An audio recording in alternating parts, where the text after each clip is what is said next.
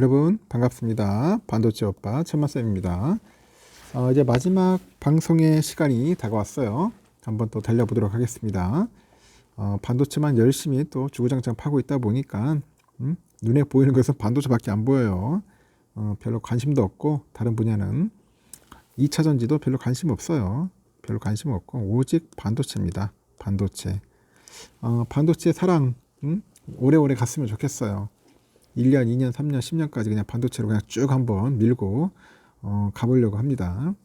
죽이 되든 밥이 되든 간에 그 중에 그래도 삼성전자가 그래도 반도체 기업으로서 나름대로 또 거의 뭐 훌륭한 기업이죠. 훌륭한 기업인데 아직까지 좀 부족한 면이 좀 있어요. 부족한 면이 좀 있어서 이제 그런 부분에 대해서는 좀 답답함도 있습니다. 답답함도 있다 보니까 여러분들도 그 답답함을 잘 털어내야 돼요. 스트레스를 잘 풀어내야 합니다. 하여튼 삼성전자 믿고 가시는 분들은 공부도 하면서 멘탈도 키워서 가시고, 아니다 싶은 분들은 제때 스윙 내가지고 탈출하시기 바랍니다.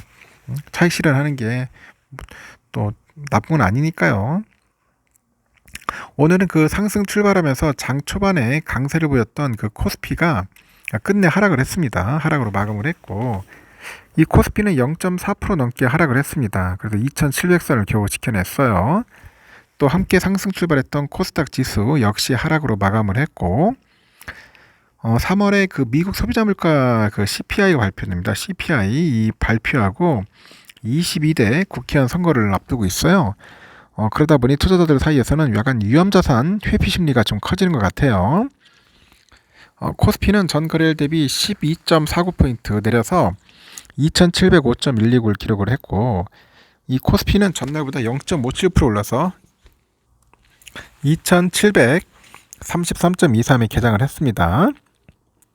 장중에 2741.23까지 오르기도 했는데, 유가증권 시장에서 개미들하고 외국인들이 각각 129억, 1372억 정도 팔아치웠죠. 기관애들은 1247억을 사들였습니다. 유가증권 시장에서 시가총액 상위 10개 종목 보니까 대체로 약세를 보였는데요. SK하이닉스가 1% 가까이 올랐지만요. LG엔솔이 0.27%, 그리고 포스코홀딩스가 0.12% 소폭 상승을 했습니다. 반면에 삼성은 1% 넘게 하락을 했어요. 오늘 셀트리온도 3.8% 빠지고, 삼성 SDI 2.1%, 현대차 1.9%, 하여튼 많이 빠졌습니다. 이 밖에 또 삼성 바이오로직스도 한 1.2% 빠졌네요. 기아도 0.4% 하락을 했습니다. 코스닥은 전날 대비 1.24포인트 하락을 해서 859.33으로 장을 마감을 했는데, 코스닥 역시 장중에 871.18까지 오르기도 했어요. 코스닥에서는 외국인 애들이 일단 214억, 기관 애들이 한 295억 정도 순매도를 했고요. 개인들은 468억 정도 순매수했죠.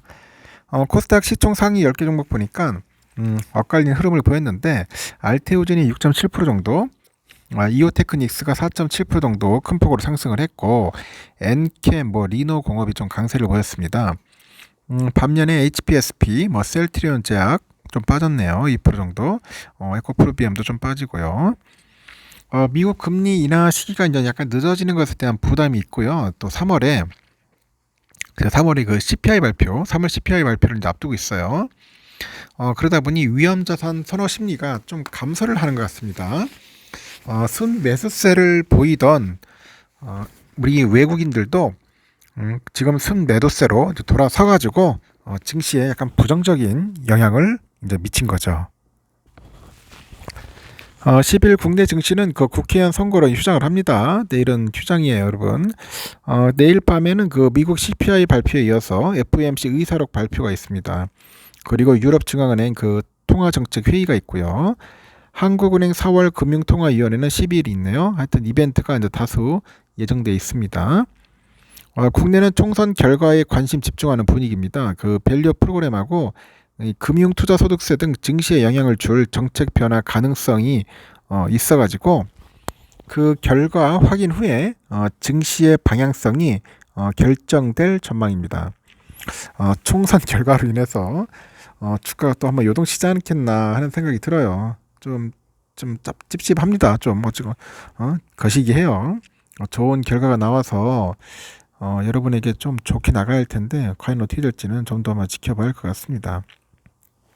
하여튼 우리나라는 좀 그런 게 안 좋아요. 변수들이 너무 많아가지고 하여튼 지난 3일에 이제 보니까 발생한 그 대만 지진 그 여파로 한국 메모리 반도체 기업들에게 이제 미칠 영향이 주목을 받고 있어요. 지진으로 중단됐던 TSMC하고 마이크론의 생산 시설이 대부분 복구됐지만은 삼성전자랑 그 하이닉스의 D램 협상력이 더 커져서 실적 반등에는 긍정적일 거다 그런 전망도 있습니다. 대만 디지타임스는 그래요. 그 미국의 마이크론이 2분기 D램하고 SSD 메모리 반도체 제품 가격을 이제 순차적으로 25% 인상하겠다는 계획을 고객사한테 전달을 했고요. 마이크론은 삼성과 하이닉스에 이어서 세계 3위 그 D램 업체죠. 그 대만의 D램 공장을 갖고 있습니다. 마이크론은 3일 지진 직후에 고객사한테 2분기 제품 견적 제공을 중단을 했어요. 지진 피해에 따른 손실 등을 점검한 뒤에 가격 협상을 재개한다는 방침이고 이에 따라서 삼성하고 하이닉스도 이제 D램 가격 협상을 일시 이제 중단한 것으로 알려져 있죠. 이 반도체 가격은 과거에도 이제 자연재해나 이제 사고 이후에 대체로 급등을 했는데 2011년 동일본 대지진 이후에 D램하고 낸드 플래시 메모리 반도체 현물 가격이 단기적으로 한 20% 이상 치솟기도 하죠. 생산 차질로 공급량이 줄어들 거라는 우려가 이제 가격에 반영됐기 때문입니다. 이번에도 대만의 그 지진 피해가 이제 복구되고요. 생산이 재개됐지만 메모리 반도체 가격이 오를 수 있다는 분석이 나옵니다. 그렇다가 그 애널이 그래요. 그 시티그룹에 그 대만은 전 세계 D램 생산 능력이 약 15%를 차지한다고 하죠. 그 지진과 관련된 혼란으로 인해서 계약 그 가격 협상 영향력이 고객에서 이제 제조업체로 이동할 수 있다고 전망을 하는 것 같습니다. 다만 최근에 그 D램가가 이제 정체 상태여서 당분간 가격 등락을 두고 힘겨루기가 벌어질 수도 있다고 하는데 시장조사 업체에 따르면 PC용 D램 범용 제품의 평균 거래가가 석 달째 1.8달러에 머물고 있다고 하네요. 21년 7월 이후 줄곧 하락했던 D램가가 삼성하고 하이닉스 등 주요 공급업체의 그 감산하고 재고 소진으로 인해서 10월부터 4개월 연속 오른 뒤에 2월부터요 상승세를 멈췄습니다. IT 기기 수요가 여전히 저조하지만은 메모리 반도체 업체들이 여전히 감산 중인데다가 이 지진을 계기로 해가지고 가격 변동이 일어날 거라는 예측이 나온 거죠. 그래서 삼성전자나 그 하이닉스가 이 같은 가격 인상 그 흐름에 동참을 한다면은 지난 2년 동안 바닥을 기었던 메모리 가격도 크게 뛸 가능성이 있겠죠. 이는 기업들의 그 영업이익과 직결이 됩니다. 대만 지진 영향으로 인해서 이제 메모리 부분의 실적 전망치가 더 상향 조정될 가능성이 존재하고 앞서서 삼성은 올 1분기 반도체의 봄에 힘입어서 반도체의 봄 그에 따라서 힘입어가지고 영업이익이 한 6조 6천억 정도 잠정 공시했잖아요. 전년 동기보다도 931% 높아요. 이 범용 제품인 D램 이외에도 AI 칩에 탑재되는 그 HBM과 같은 새 먹거리가 힘을 보태고 있고요.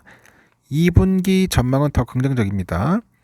하이닉스는 5세대 HBM3를 양산해서 엔비디아에다 본격적인 납품을 시작을 했고 관련 매출이 2분기부터 반영이 됩니다. 삼성이 역시 HBM 위에도 칩과 칩 사이를 연결을 해가지고 이 성능을 높여주는 첨단 패키징 서비스를 앞세워가지고요. 엔비디아 등 주요 고객사하고 별도의 공급 협의에 나선 것으로 전해집니다. 해당 분야에서 압도적인 선두를 달리고 있던 TSMC의 패키징 공급량이 한계에 도달하면서 일부 그 물량이 삼성으로 향할 거다. 그런 기대감도 커지고 있습니다. 하여튼 여러분 너무 주눅들지 말고 자신감 갖고 한번 가봅시다. 뭐 주가가 좀 조정받을 수도 있고 좀 빠질 수도 있고 합니다. 좀 흔들릴 수도 있어요. 막 개미들 뭐 털려고 할 수도 있고 빨리 개미들 팔으라고 재촉할 수도 있고 합니다.